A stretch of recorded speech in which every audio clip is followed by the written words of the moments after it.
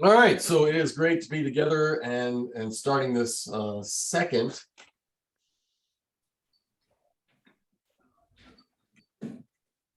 Oh my God. There we go.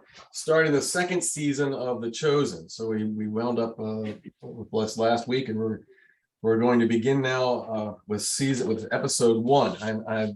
I said before you came on, Warrens, that this is not giving anything away. It's not a mystery, but this season begins with a retrospect. So a couple of comments I read, and people were a little confused as it began. It begins with a discussion between the disciples. Actually, it sounds like more like an interview. You'll see why. Looking back at the ministry of Jesus. So as it starts in this episode, this is after the ascension, well into the Acts of the Apostles, the ministry as the church began, where they are looking back. Now that's going to change in a few minutes, but you'll see why they're doing that by the time we get to the end of this episode next week. This is a 2-part episode. It's actually a little over an hour. So we're watching about 35 minutes tonight, and then we'll watch the remainder next week. So for you folks that are joining us, you're going to have to jump over to YouTube or someplace and queue it up. We are watching to the 35-minute mark, a little bit past it, right as the road trip starts, and you'll know when you get there when that is. For Dad, road trip for Dad. Stop and come on back, and we'll be waiting for you. Here we are. So what were your thoughts? Where did you find yourself caught, or what caught you up?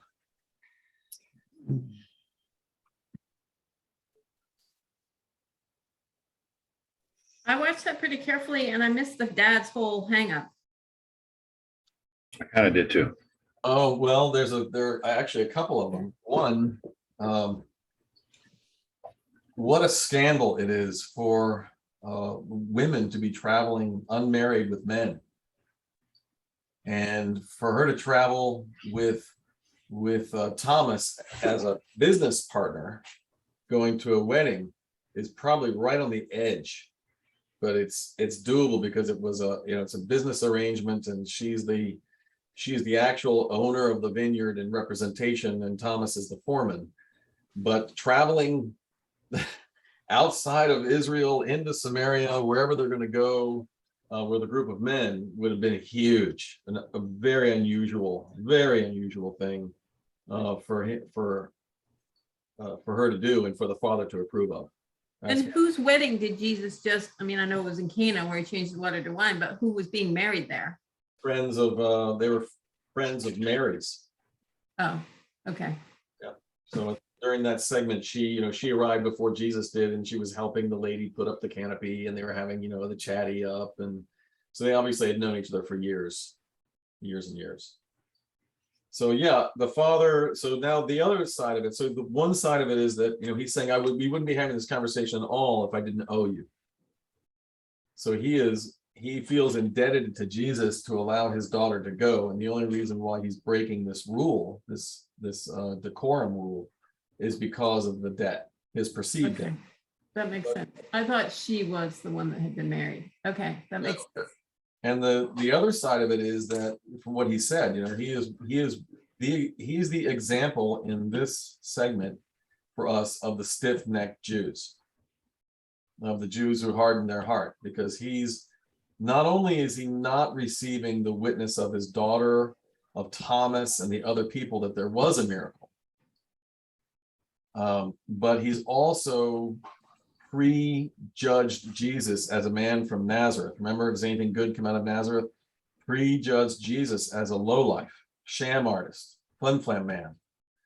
So that with his preconceived negative opinion of Jesus, what we call that, bigotry, prejudice, he's standing face to face with him, and he's unable to see the spiritual truth of of Jesus, the reality of him as a person who is more than a person. He's completely blocked off to it. So I take it that when they had that conversation, and when the father takes Rima and they start to go out, and Jesus kind of looked up, and he looked like he had a little tear in his eye when he looked back at him. I think that's why, because the father is the example of the stiff-necked Jews that are not going to accept him. The father said it bordered on blasphemy. Right. Yeah. He can't accept a miracle, even though, like I say, his daughters told him, Thomas has told him, and the people have all agreed that this happened. And he has no explanation for how the wine got there, but he absolutely will not accept the answer of a miracle, and especially not a miracle from a man from Nazareth. So you'd think that when he got to Jesus, he would like do that, open your eyes and meet this man, and he's not. He's hardened heart. He's blocked off. He's not going to accept who this is. No. So he is the crowd, the clamoring. He's the representative of the clamoring cloud that's going to come at the crucifixion. He may be in it. It's totally opposite from the Samaritans, isn't it? Yes, and thank you. Yes. So we have examples of Samaritans that, in the Samaritan woman at the well, who rejected Jesus for the same reasons, and yet she opened up to him, where you've got the man from his own country, the Jew from his own people, that is not. So this is showing the juxtaposition, the mirror image of the people that should be rejecting him and walking away or accepting him, and the people that should be embracing him and drawing him close are rejecting. Yeah. Were the Samaritans, were they Jewish or were they Roman God? The Samaritans came from when Assyria conquered Israel. The Assyrians, the Assyrians killed people whole. The Assyrian Empire is regarded, this is hard to believe, is regarded as perhaps the most brutal and sadistic empire conquering force that ever lived, more than Genghis Khan, more than anybody. They hacked people up. They were famous for making mountains of corpses and putting heads on pikes and doing it with great glee and fun. I mean, they were just brutal. They were brutal. There was Can I interject and ask a stupid question? The Assyrian people that you are referencing here, how would we reference them today? In other words, are they Asian? I don't know. I mean, just if you can give me kind of a lay of the land. They'd be Southeast Asia. Yeah, South Asia. They're gone. They were wiped out. They were completely wiped out. So there's no more Assyrians, at least. There must be some people that are descended from the Assyrians, but the empire itself was completely destroyed. Okay, thank you for that, allowing that interruption, and I'm sorry. No, sure, I'm glad So you're. please continue on.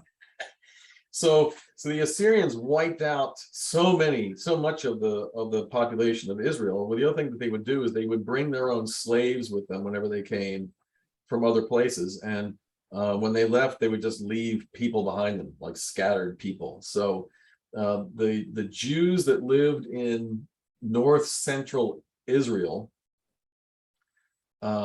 when the Assyrians were there, and then after the Assyrians left, the Jews in that area, some people say simply because of numbers, the numeric reduction in the Jews in that area, married and intermarried with the other peoples of the Assyrian conquering. So the people that were left, the slaves, the servants, whatever they were, they intermarried with them and mixed their religion, a kind of a polytheistic religion, with the Jewish religion, and over time it just became polluted.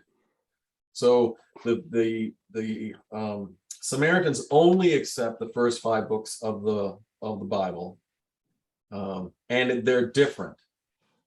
the 5 books of Moses.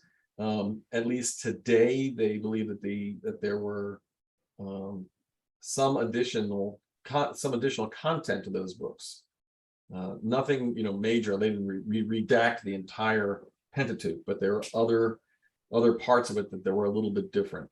They did not accept anything else. So no prophets, nothing, not even the stories, not King David, none of it. They didn't accept any of the Chronicles, Kings, all that was gone. They just was. Can I ask, those scrolls of Thomas that were reportedly found recently, was that something they accepted as part of their faith? Most of I'll have to look at the ones you're talking about. Most of the Gospel of Thomas?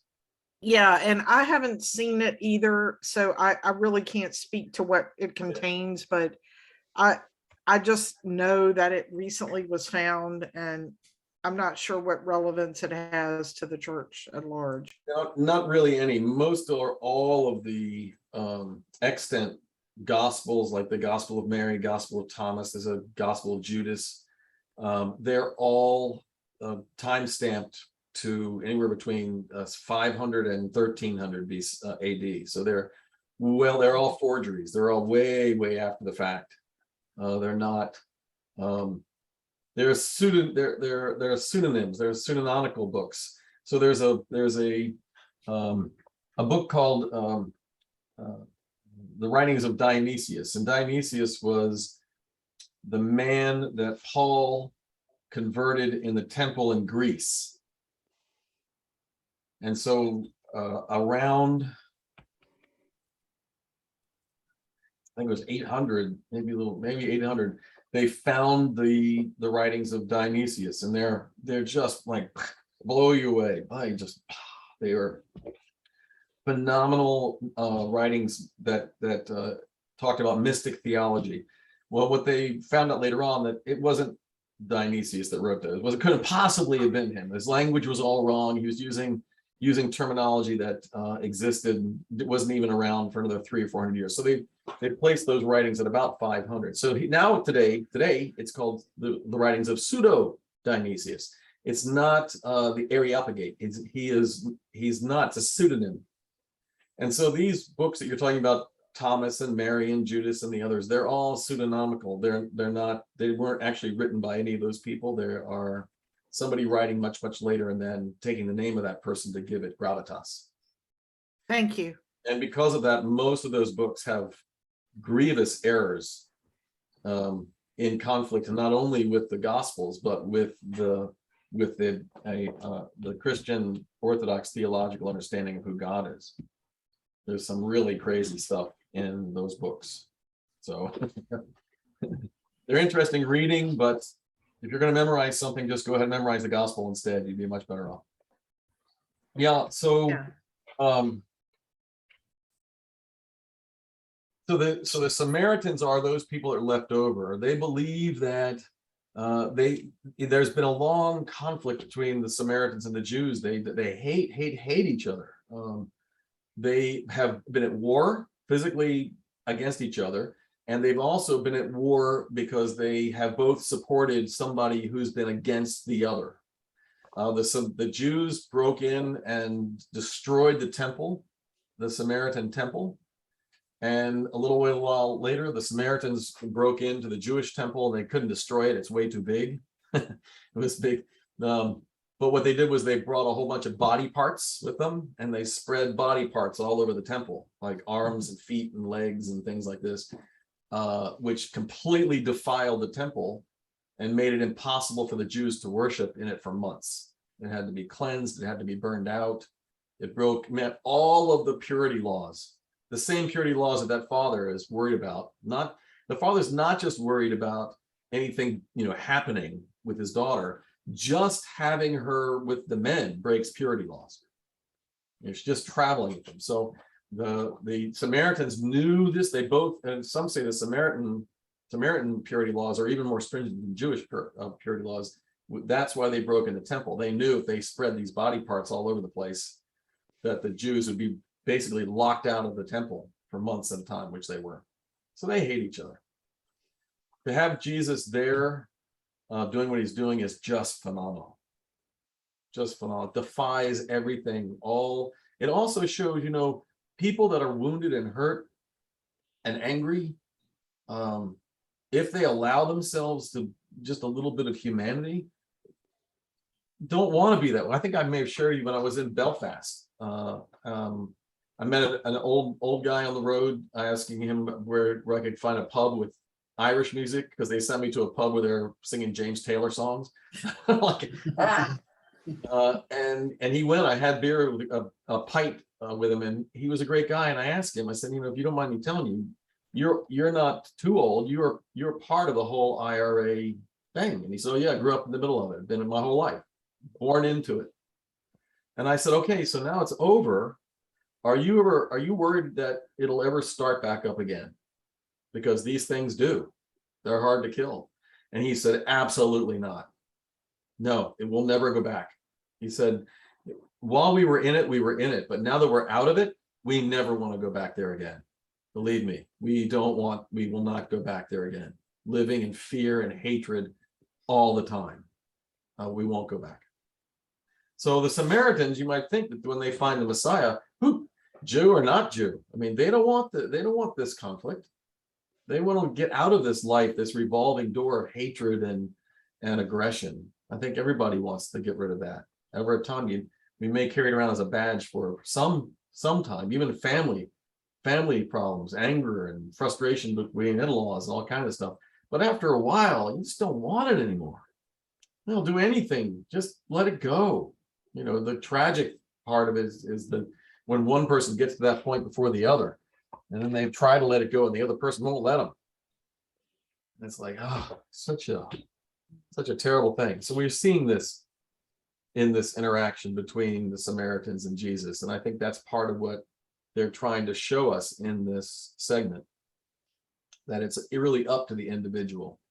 That a broad umbrella of prejudice and bigotry. I hate them because they're blank and blank and blank and blank. And if you remember last time when Jesus was going into Samaria, they said, but the Samaritans, blah, blah, blah. And Jesus said, yes, they supported the bad guys in the war and they defiled the temple and you weren't there for any of it. So let's go. And he's just starting to point out this lesson that says, my Father's plan is bigger than your petty anger. My Father's love is bigger than your preconditioned hate, just like Rima's dad. The only thing stopping the healing and the love from taking root is the hardness of heart and the preconceived blockage that we bring with us, like Rima's dad. So he's another example of that same thing happening. See how it's like those Russian nesting eggs, one within the other and the other. And you see these shows, that's the episodes are going to bring these things and unfold them one at a time and at a time. You see what else was going on? Did you notice anything going on between the disciples? A little bit of bickering going on. Turmoil, yeah. A little bit of dissension. Yeah. You got James and John, the sons of Zebedee, out plowing the field, thinking that they're all that, right? We're the faves. He loves us the best. And then it's compounded by Jesus when he says, I'm going to meet two men. And Peter jumps forward and says, we'll escort you, Rabbi. Like, and did you see Jesus at this point? Going right here. They didn't think he was going to James and John. They thought he was going someplace else. And now James and John the next day are lording it over Peter and the rest of them by having the secret knowledge. They didn't have to wait till they got all the way to the market to tell them we're going on a shopping trip. But they did it because it gave them that little walk of power the whole way to lord it over the other guys. And you remember what happens. Remember in the Gospels, James and John come to Jesus and say, Rabbi, we want one thing from you, to sit on your left and your right in your kingdom. So they got really hoity. they're really kind of pumped up with themselves and self-centered and self-focused. Remember, Jesus called them the sons of thunder. Was the nickname. Now remember how it started. So you've got John, right, interviewing the disciples, culminating with interviewing Mary. How do we know this was John? Did you catch what he said? In the beginning of the Gospel of John, in Yeah, the beginning. yeah, but you remember in the dialogue when he was talking, what tip? I don't know if it tipped our hand to what it was. He called Mary mom. Yeah. Remember from the cross, Jesus said, "Woman, this is your son. Son, this is your mother." And it says, and John took her into his house from that point on. And then she called him son at the end. Son, why are you doing this? So this is John and Mary talking. And yeah, I also like the fact that you've got John nicknamed the Sons of Thunder, right? And as they speak, you have the thunder going on out the door. The Jewish word for thunder is voice or word. So it's the sons of word as well. And you've got the word clapping outside while they're talking about recording the word for people to hear. It's like, all these different eggs, these nesting eggs, one thing inside another, inside another, inside another. Yeah. And the parable, I love the parable. Do you get that? We've heard the parable before, right? The lost sheep. Yeah. Did you like the way that it was done in this segment? Yeah. The idea, or what we're being introduced to over and over again now, is that Jesus's interaction with the people in the teaching is so much more alive than what we have been used to. We're really here. I'm saying this with all spiritual compassion.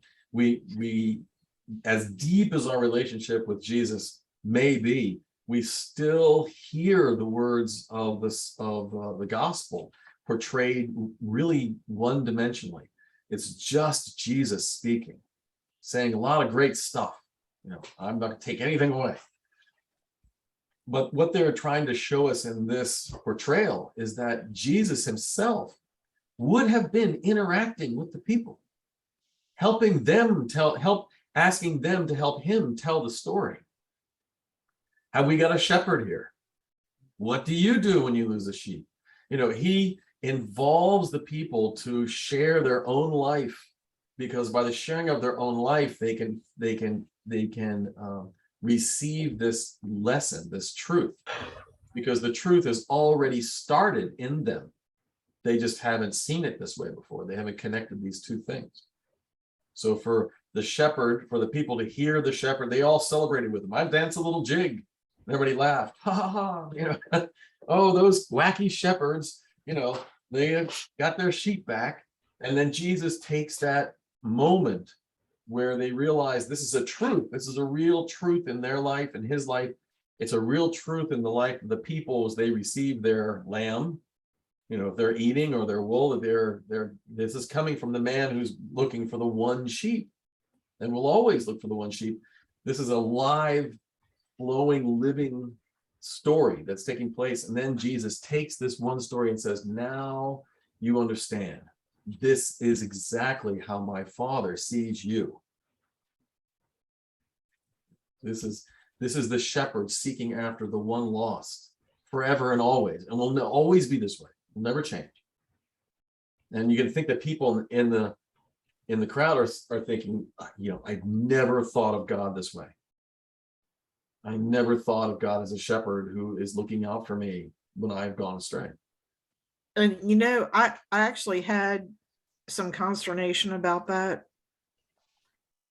And the reason I did is that you have to stray for him to search you. I mean, I just, I've strayed, I'll be honest. I think we all have. But I really when you follow, you want to know he's right there beside you. But do you have to stray for him to search you out? And that was the consternation I had, Well, honestly. I think that's a really great observation, Cheryl. I really do. I think the answer to that is that when we stray and break the rule, break with the team, we're not part of the group anymore. The threat for us is always that we're rejected. The crowd, even in high school or college or whatever, when we didn't go with them and they wanted us to go, and then we try to join up later on, they're like, they don't care. We broke with them and they're not part of it. So this is a lesson that says when we break, because as you said, we all do. Nobody doesn't. We have the assurance that Jesus, so that the shepherd, that God will always search for us. Now, then we take that with the image of God as always with us. I mean, it's the lesson is that we're never actually ever separated from God. When we're righteous, God is with us all the time. And when we stray, God is still with us, because God won't let us get away. God will follow after us and bring us back. So it's really a both and. It's not an image that says that when you're not straying, God isn't with you. God is with you. God's with the righteous all the time. But when you do stray, you still don't have to worry. God's still with you. But how do you fully know when you're righteous? Well, it's a hard word. We really shouldn't pay much attention to it. I've found in my lifetime that some folks that I've known that have tried very hard to be righteous have done the exact opposite, but giving themselves credit as being really good when they're not.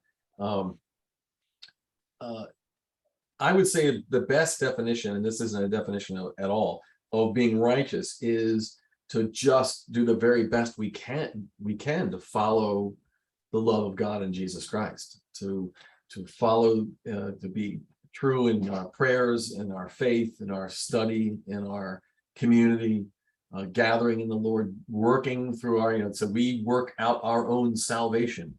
It's kind of counterintuitive. Wait, Jesus died for me, I'm assured. But yes and no. Jesus says, we need to work out our own salvation, which means we need to live our own lives dealing with the person that we are within the context of our relationship with him.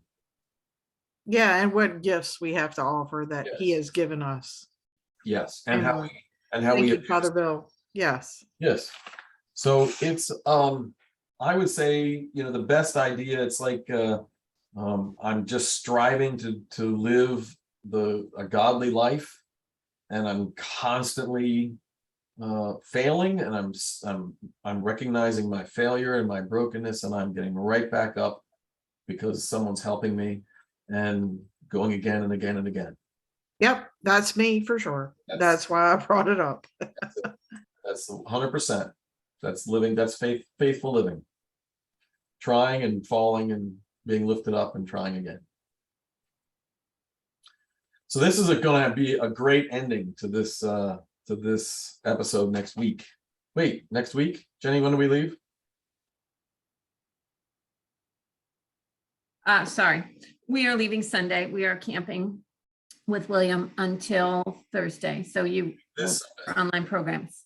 Yeah. So no, I won't be here next week. I'll be out in the wilds, in the opens and skies and things. So no second part next week. We'll meet in 2 weeks for the finish of episode 1. Okay. Well, enjoy and have a very safe trip, and very restful and relaxing encounter in nature. It's going to be great. I'll see you all on Sunday, though. We'll be there for the church on Sunday, so it's all good. Okay. All right, guys. Have a wonderful, fantastic night. Thanks all. Thank you. Thank you. Everybody. God Have a bless. good night. Have a good rest of your week. Good night. Bye. Bye, Mom.